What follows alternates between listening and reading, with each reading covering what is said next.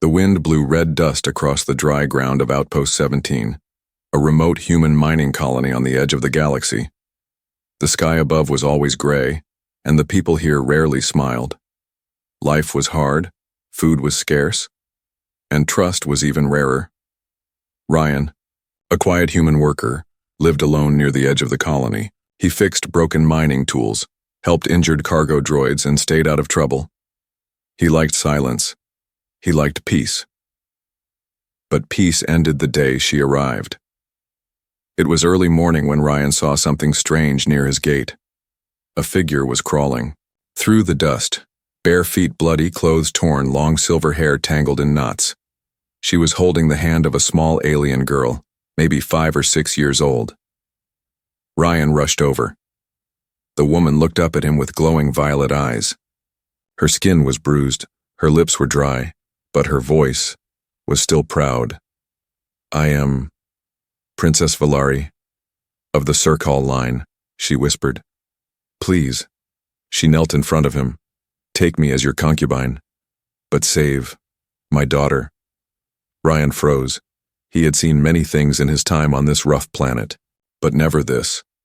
Never a royal alien woman dressed in rags begging for safety, and never with a child who looked up at him with glowing eyes full of fear and hope. Ryan brought them inside without another word. He gave them water, wrapped their wounds, and made the girl a bowl of soup. Valari stayed silent. She sat in a corner watching his every move. She didn't say, "Thank you." She didn't cry. She just held her daughter close and waited. Hours passed. Finally, Ryan sat across from her. "Why me?" Valari's voice was hoarse. "Because humans are neutral. The war between our people does not concern your kind."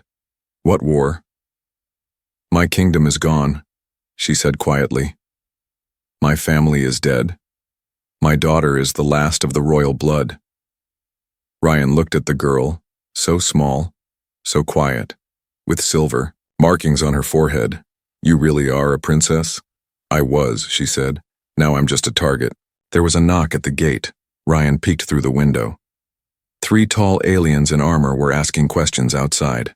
One of them shouted, "We are searching for stolen royal property, a woman and child."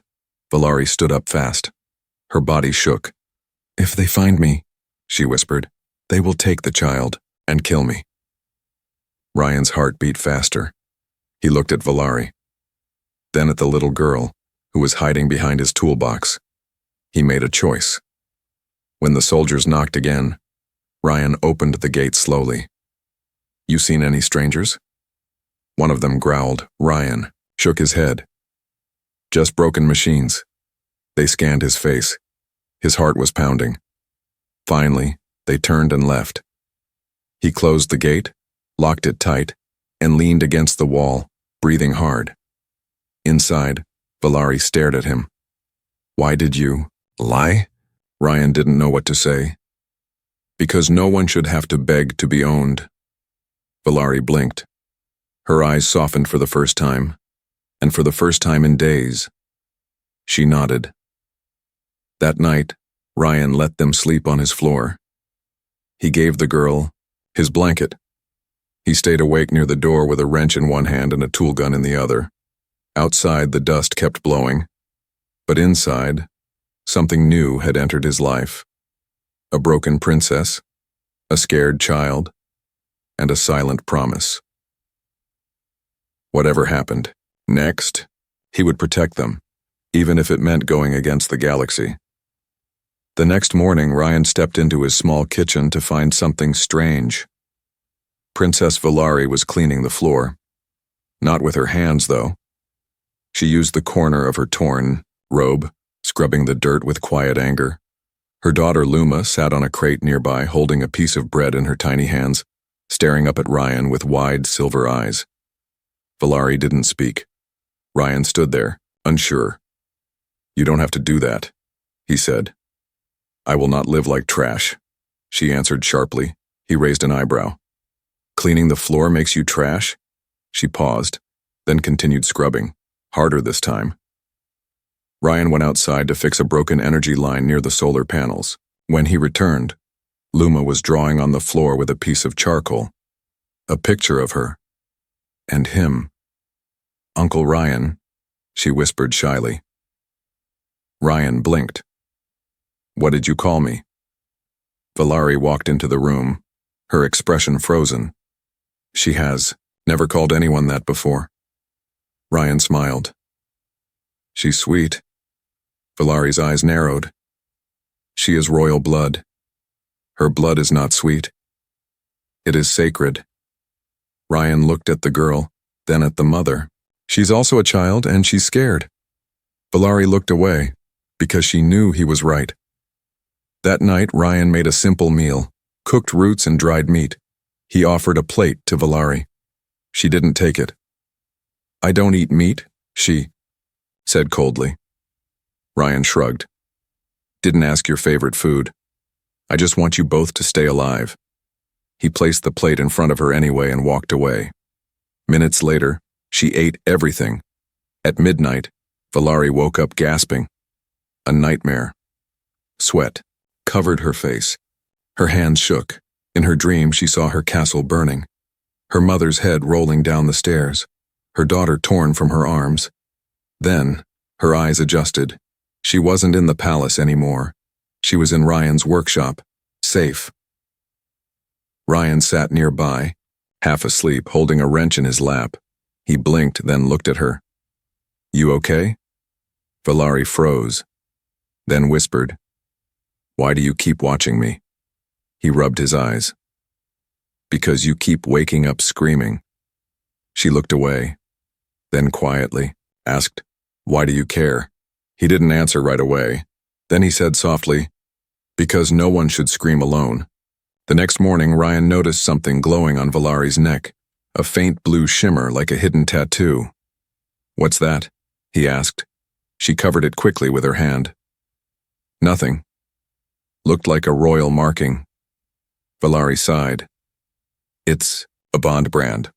All royal females carry it. It glows when we are near a strong bond match." Ryan blinked. "And it's glowing now?" She looked away. It must be broken, but both of them knew it wasn't. Later that day, Ryan returned from the junkyard with extra blankets and food. When he walked in, Valari was sitting by the fire, braiding her daughter's hair.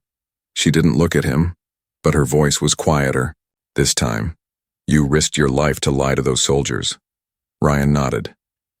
"Yeah. I was raised to believe humans were dirty, weak, worthless." "Still think that?" She looked at him for a long moment. "No," she said. "Now I think humans are strange." Ryan smirked. "That's fair." Before going to sleep, Valari whispered something to Luma in their alien tongue. The girl nodded and curled up in her blanket. Valari turned to Ryan. "Do you think she could live here? Grow up here?" Ryan thought for a moment. "She's smart and kind. She'll be okay, as long as we keep her safe." Valari's eyes glowed faintly, and for the first time her voice trembled. "Then I will do anything to protect her, even if it means staying with you." Ryan didn't say anything, but his chest felt heavy, because deep inside he wasn't just protecting them anymore. He was beginning to care. Rain was rare on the mining colony, but that night it fell, cold and sudden. The metal roof of Ryan's home clanged with each drop. Inside, warmth from a fire flickered on the walls. Valari sat near the flames, wrapped in a dry blanket.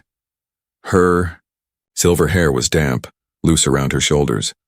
Luma was already asleep, curled beside a box of tools like it was a royal bed. Ryan brought over a dry cloth. "You'll catch a fever," he said. "I do not get sick," Valari replied. "You look like you do." Valari glanced at him. She was used to commands, not concern. But this human always offered kindness without asking anything back. That confused her. As Ryan turned to walk away, she winced. He looked back. "What's wrong?" "Nothing." She stood too fast. Her blanket slipped, and Ryan caught a glimpse of her back, Long, dark burn marks stretched from her shoulders to her lower spine. Some old, some new. They weren't battle scars. They were punishment scars. Valari froze. Ryan didn't speak. He just handed her the blanket again without staring. But her walls cracked. She sat back down, pulling the blanket tightly around her. Her voice was like ice. They did it. With heated chains. They said it would remind me that I am no longer a queen. Ryan didn't move. I was born in gold halls, I spoke to stars. But when we lost the war, I was given to a warlord as a gift. He used me, broke me, then threw me away when I bore him no sons. Ryan's hands tightened into fists. Valari looked into the fire. I thought I'd die in chains. But Luma was born, and she was perfect. So I ran. Ryan sat beside her. He didn't touch her. He didn't speak. Just sat. Valari whispered, "Why don't you ask for anything?" Ryan looked at her. "Because you've already lost too much." She turned her face to him slowly. The firelight danced across her cheekbones, and for a moment he saw her, not as a beggar, but as a princess in exile. Her lips parted. "You're a strange man, Ryan." He smiled. "You're a stranger, princess." For the first time, her eyes softened. Later that night, Ryan couldn't sleep. He stepped outside to breathe the cool air, but when he turned around, he saw it, a faint blue glow under the edge of Valari's blanket. It wasn't from the fire, it came from her skin. The next morning, Ryan pretended not to notice.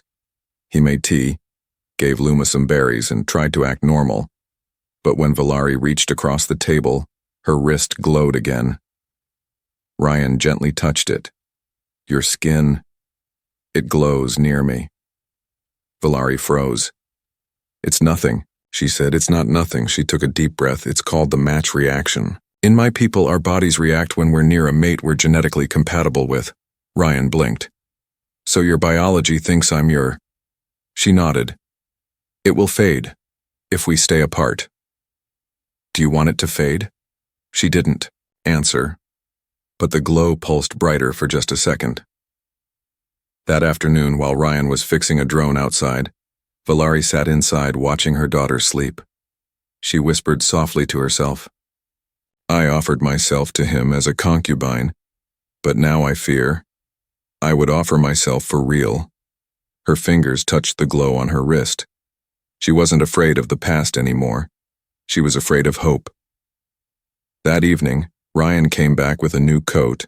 For her, it was old, patched, and dusty, but warmer than her robe. "Not royal," he said, "but it might fit." Valari took it. She held it in her arms like a fragile gift. "Thank you," she whispered. Ryan looked at her glow. "I don't care if your skin lights up. You don't owe me anything." Valari looked down.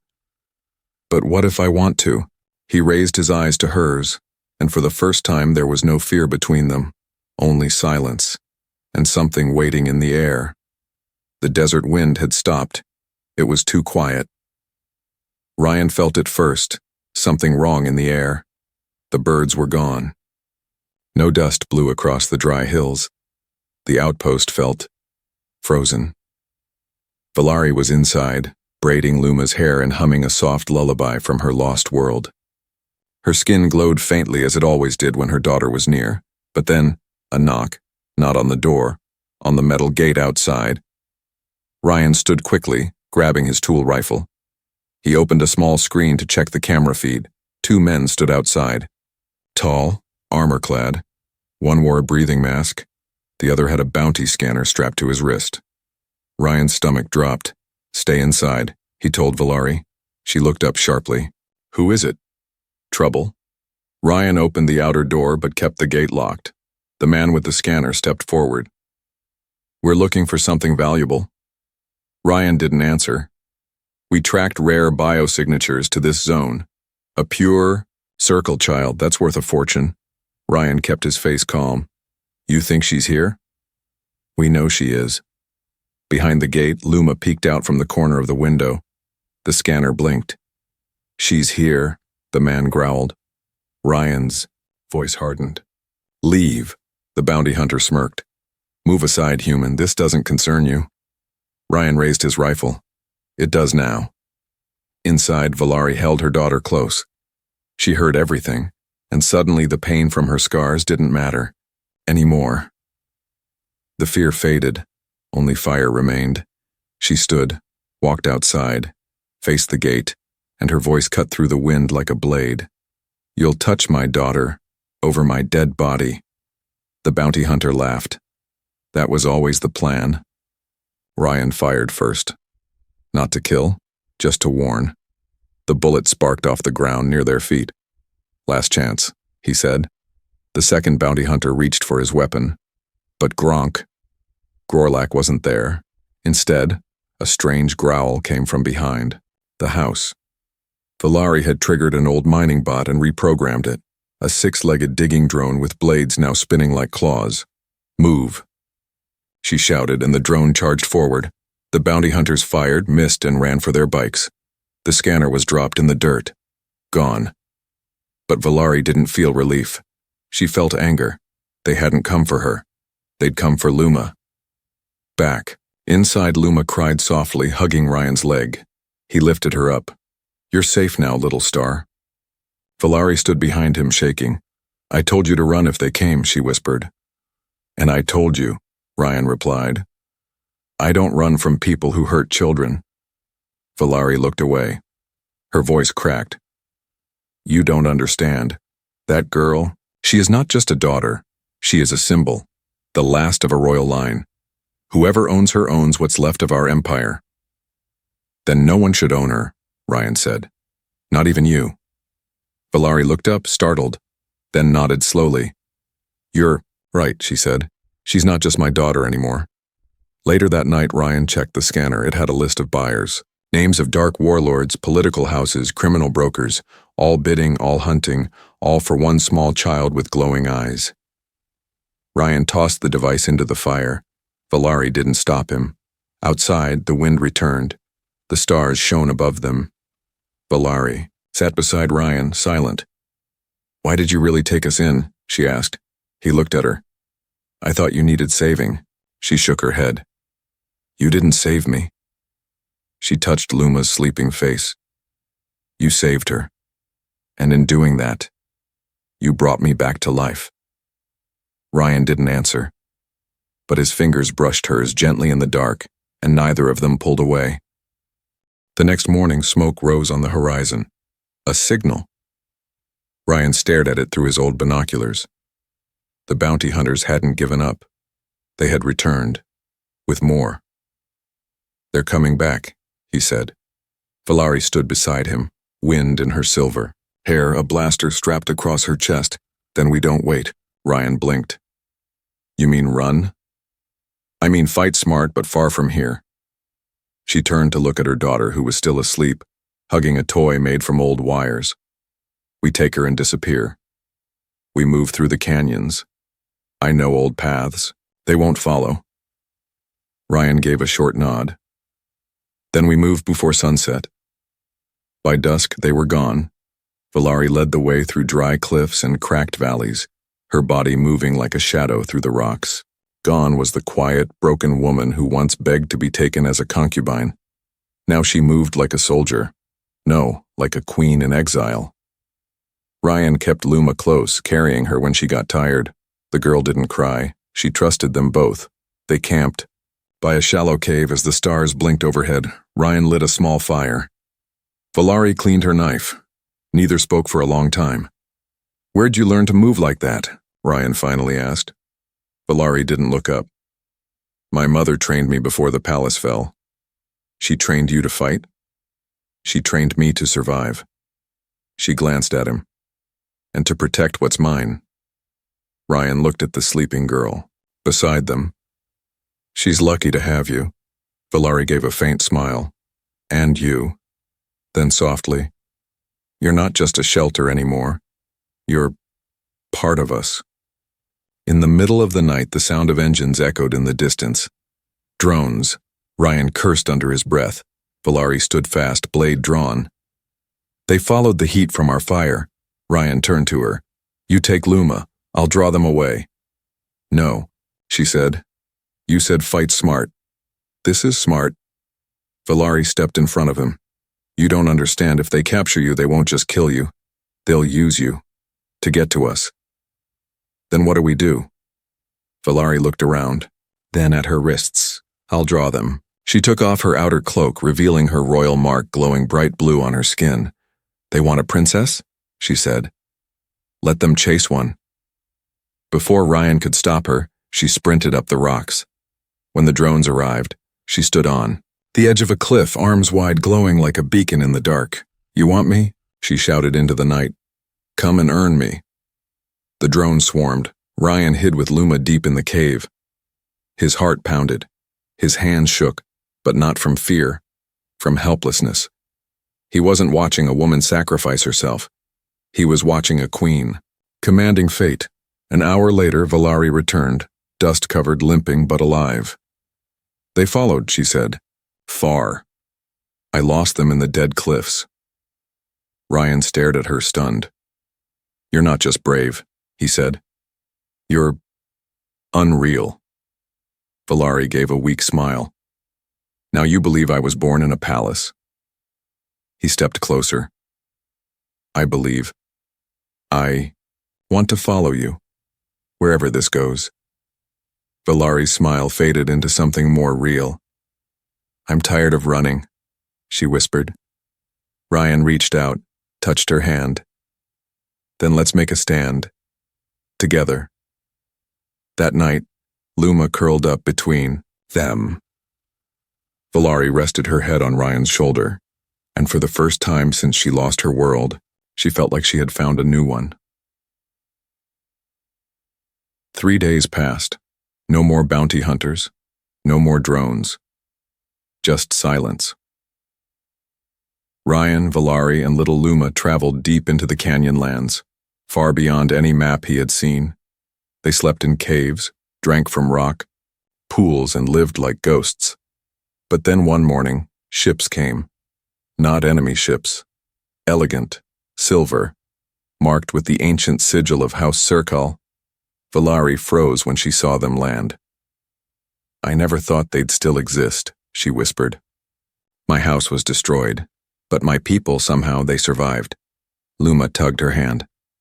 Are they here to help? Valari didn't answer, because she didn't know. 3 tall aliens in fine robes stepped out. Their clothes were clean. Their faces cold. They bowed low before Valari. High Princess Valari, one said. We bring you honor, and a choice. Ryan stood protectively behind her. The alien diplomat glanced at him with mild disgust. We know what you've been doing, he said, running, hiding, surviving with this human. Ryan's jaw tightened. Valari stayed silent. Another of the robed aliens stepped forward. Your daughter carries the last clean blood of Serkal. She is the rightful heir. If you return with us, we can place her on the throne. Valari's breath caught. She'll be safe? She asked. Completely, the diplomat said. She'll grow up as royalty, trained in power and leadership. Your bloodline will live again. Valari's voice shook. And me? You'll serve as regent, mother, but not as mate to this man, he said coldly, glancing at Ryan. He is not of our kind, a death worlder. He must be left behind. Ryan stepped forward. If that's what it takes to keep Luma safe, I'll step away. Valari's eyes snapped to him. No. She deserves a future, he said. Not life in hiding. I won't leave you. Ryan tried to smile, but his voice was heavy. Maybe I was just meant to protect you both, not be part of your world. Valari looked at Luma, then at Ryan, and then at her people. She stepped forward, then said one word. No. The diplomats blinked. No, one repeated. I will not give up the man who risked his life for me, she said, who protected my child like she was his own, who showed me love when I had nothing. You would throw away a throne for a human. I would build a new throne with him. She turned to Ryan. Her voice broke. You were never just a protector. You became my heart. Ryan stared at her, stunned. And she continued. I once begged you to take me as a concubine, but now I ask you something greater. She knelt in front of him, not in shame, but with pride. Be my equal, my bond, my mate. Luma ran up and hugged them both. The diplomat stood frozen in silence, then turned away without another word. They had lost their queen, because she had chosen something stronger than power. She had chosen love. Later, as night fell, Valari and Ryan sat by the fire. You gave up everything, Ryan whispered. She smiled softly. I already had everything. You and Luma are my kingdom now. He held her hand, and this time, she didn't glow because of fear. She glowed because she was finally free. A galaxy away from the throne she once sat beneath, Princess Valari of House Circle stood beneath twin moons, surrounded by sand and silence. But she wasn't alone. Beside her stood Ryan, the human who had once been just a mechanic on a backwater mining planet. Now he was her protector, her partner, the man who had refused to run when others would have left her to die.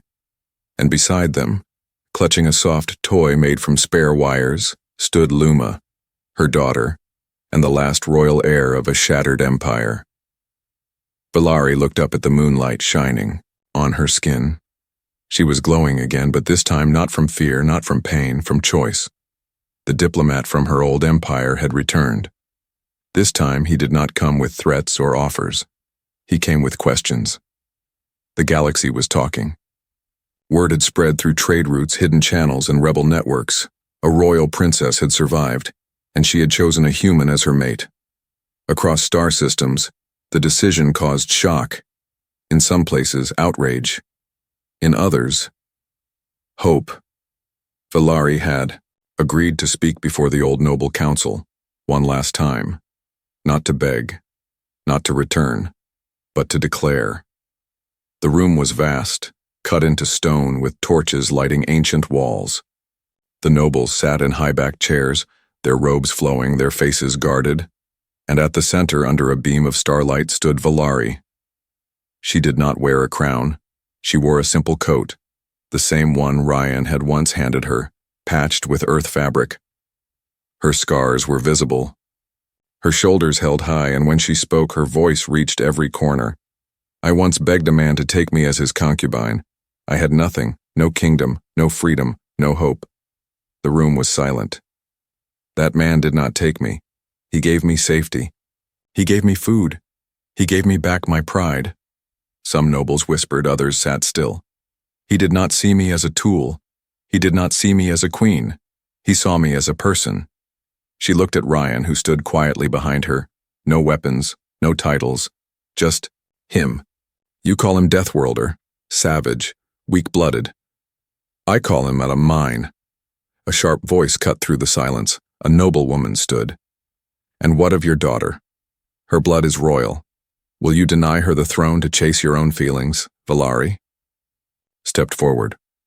I will raise my daughter to rule if she chooses, but she will learn that love is not weakness, that choosing a kind heart is not failure, that her worth is not in her blood but in her courage. A noble elder asked, would you give her the right to bond with a human too? Valari smiled. If he is even half the man Ryan is, I would bless that union myself. Luma ran up from the side hall and hugged her mother's leg. Then she looked up at Ryan and grabbed his hand. The glowing bond mark on Valari's skin grew brighter. A soft hum filled the hall. One of the oldest nobles gasped. The bond, it is real, complete. Valari nodded. I am bonded to him. Not by law, by instinct. My body, my spirit, and my will chose him. I will not give him up. One noble whispered. You've broken every tradition. Valari answered, then let the old ways break. Silence, and then one noble clapped. A woman in green robes stood and nodded. Then another noble followed, and then another. Not all clapped, but enough did. Enough for the message to spread. A new queen had been born, not one of palaces, not one of power, one of love, strength, and courage. Back on the Edge world weeks later, Valari stood by a fire watching Luma sleep beside a pile of blankets. The stars were calm tonight. The wind was warm. Ryan walked up behind her and placed a gentle hand on her waist. "You okay?" he asked. She nodded, then looked at him with a quiet smile. "I never thought I'd love again," she said. "And I never thought I'd marry a princess," he replied. She raised an eyebrow. "Who said anything about marriage?" He smirked. "Well, maybe I should ask properly then." From his pocket he pulled out a tiny silver ring, shaped from scraps of star metal and a glowing shard from her broken bond cuff. Valari stared at it, stunned. He knelt and said only 2 words, "Stay forever?" Tears filled her eyes. She pulled him up, kissed him, and whispered, "I offered myself as a concubine, but now I give myself as a wife." From the stars, their story would travel. A princess, once in chains, who became a queen again. Not through war, not through blood, but through a human's quiet love.